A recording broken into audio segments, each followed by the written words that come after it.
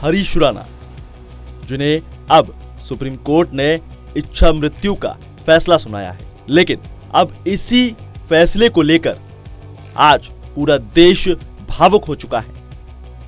13 साल का एक बच्चा जो एक दुर्घटना की वजह से कोमा में था और अब अपनी जिंदगी से मुक्ति पाना चाहता था, जिसे अब सुप्रीम कोर्ट के द्वारा भावुक होते हुए मुक्ति देने के फैसले पर मुहर लगाई गई।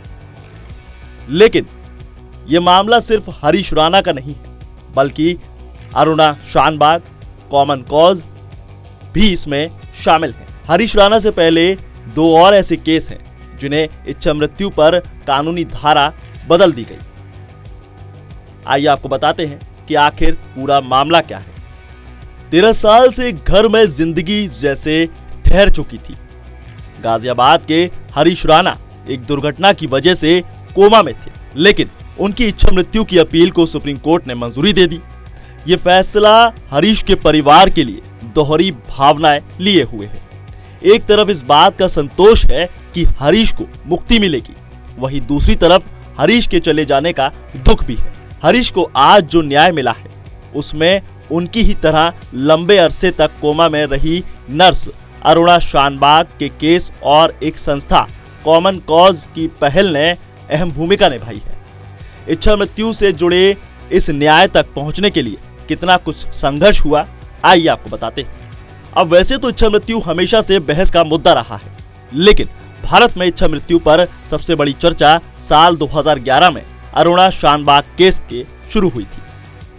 अरुणा शानबाग मुंबई के किंग एडवर्ड मेमोरियल हॉस्पिटल में नर्स थी और गार्जियन की रिपोर्ट के मुताबिक अगर बात की जाए तो साल 1973 में अस्पताल के सफाईकर्मी द्वारा रेप और कुत्ते की चेन से गला घोंटकर हत्या किए जाने के बाद अरुणा शानबाग को गंभीर मानसिक क्षति हुई और वो कोमा जैसी स्थिति में चली गई। उस वक्त उनकी उम्र महज 25 साल की थी। इसके बाद वो 42 सालों तक कोमा में रही और 2015 में उनका निधन हो गया। हालांकि जब वो कोमा में थी उस वक्त मुंबई की लेखिका और नर्स की दोस्त पिंकी वीरानी ने याचिका दायर करी और उसे ट्यूब के माध्यम से जबरन खाना खिलाना बंद करने की मांग की थी, ताकि उसकी पीड़ा को लंबा ना खींचा जा सके। साथ ही उन्हें इच्छा मृत्यु देने की मांग भी की गई।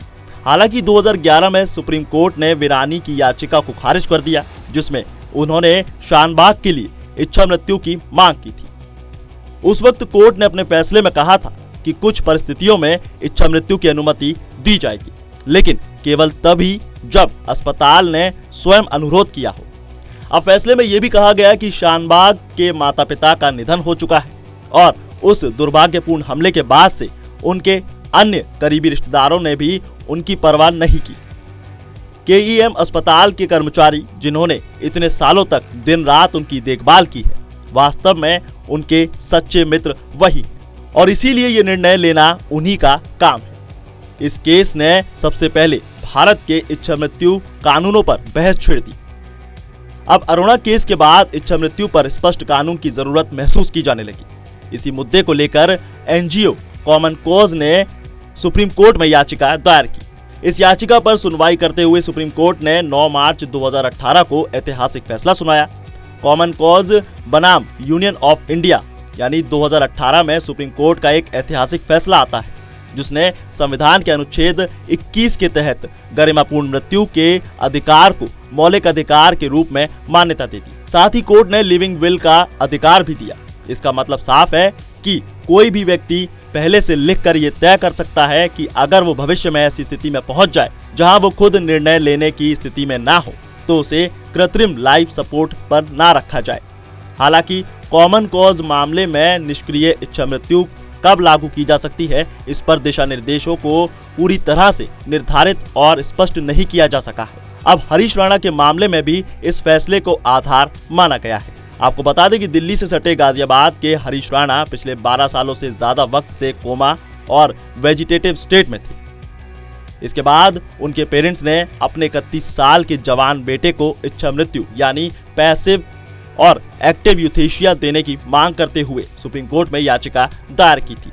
अब कोर्ट ने 2018 में फैसले को आधार मानते हुए इच्छा मृत्यु पर फैसला सुनाया है और जस्टिस JB पादरीवाला की बेंच ने मेडिकल बोर्ड की रिपोर्ट के बाद यह ऐतिहासिक फैसला सुनाया। कोर्ट ने दिल्ली के एम्स को उपचार यानी इलाज रोकने की प्रक्रिया पूरी करने का निर्देश दिया है। अब आप इस पूरे मामले को कैसे देखते हैं? क्या भारत में इच्छा मृत्यु वाकई एक बड़े लेवल पर देखी जानी चाहिए?